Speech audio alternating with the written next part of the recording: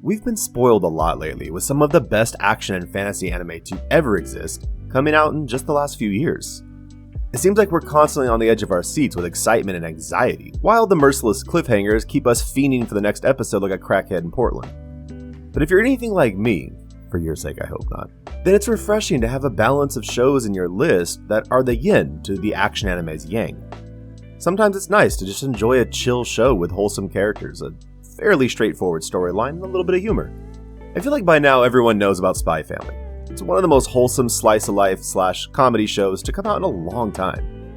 It's not only well known, but universally loved by almost everyone. At first glance, Buddy Daddies might seem like a cheap ripoff of the beloved former show, and there's some pretty obvious similarities on the surface. Two super secret spies/assassins end up adopting a munchkin that both enriches and complicates their lives, while trying to find a balance between work and caring for said munchkin. There's cool action, zany antics, laughs, and general adorableness. But that's where the similarities end. You see, there's some stark differences in the depth of both the story and the characters. Rei and Kazuki are assassins with high-profile targets, and their missions feel more like elaborate heists and are genuinely exciting and fun. Kind of like Ocean's 11, but if you ordered it from Wish. Meet Rei. His hobbies include playing video games, working out, smoking, a soft spot for strays, being a god-tier assassin from a noble assassin family, and being torn between family duty and wanting to get out of the business to live for himself. Meet Kazuki, the semi-responsible adult who loves to cook, the planner and brains of the duo, who's afraid to get his heart involved after some pretty horrible work-related events. So he drowns his emotions in booze and gambling.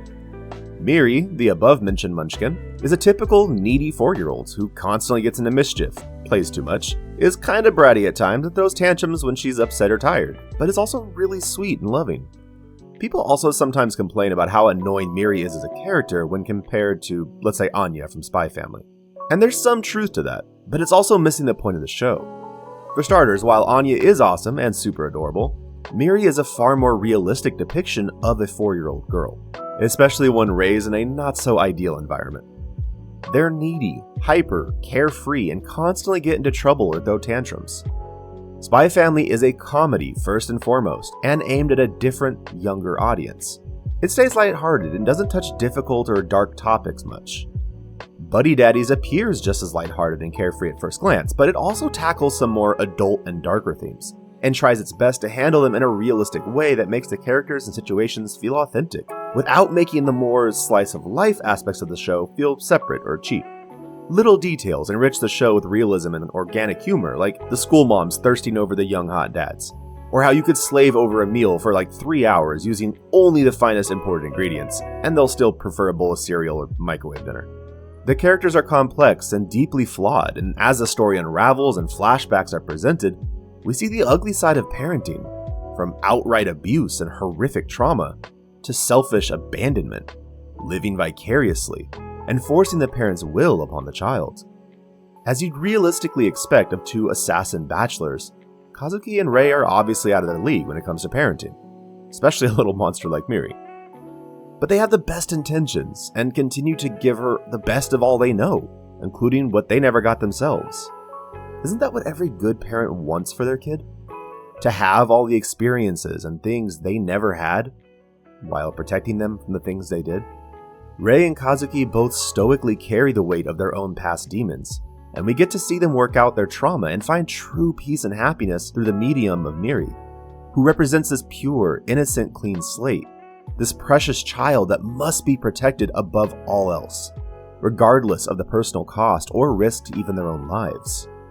We see an inspiring growth in both our main characters, as well as some supporting characters, and there's so many great redemption arcs that leave the viewer satisfied and content.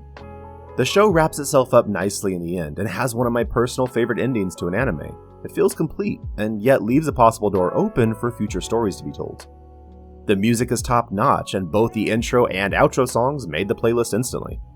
I know this is a random thing to like, but I love that the characters actually had different outfits, and not just their character uniform, like most animated shows have, where they wear the exact same outfit every single scene. All the adorable outfits from Miri made me almost want to have a kid, until about 1.4 seconds later when I realized I can barely care for my own disintegrating mental health and could really only afford to feed the crotch goblin mustard sandwiches. If you know, you know. Also, I know the purists are going to burn me the stake for saying this, but do yourself a favor and watch episode 6 in English dub. It's a beautiful dumpster fire in the best way possible. Why would you be shoplifting, Manny? Tell me. Because my papa's never taught me no right from wrong, you old piece of crap! Is it a perfect show? Of course not. Even though the fight choreography at times is pretty decent, the gun physics often are bad enough to feel at home in like an 80s action movie. Guns seem to have unlimited ammo, bad guys all have stormtrooper aim when the plot demands it, you know the drill. It's really the only major flaw this show has, and it could have been so easily fixed, so I'm not sure why they didn't. But other than that, I really don't have any complaints about this show. It's got a heart, it's charming, has just the right amount of feels, is outright hilarious at times, and for that wholesome itch, it hits the spot. So if you enjoy a fun, feel-good story with realistic characters, great character growth, cool secret assassin babysitters, and great music, then Buddy Daddies is for you. If you love this show or have a suggestion of a show you think is underrated, let me know in the comments. Don't forget to like and subscribe if you enjoy this content. And as always, take care and have a great day, you beautiful beasts.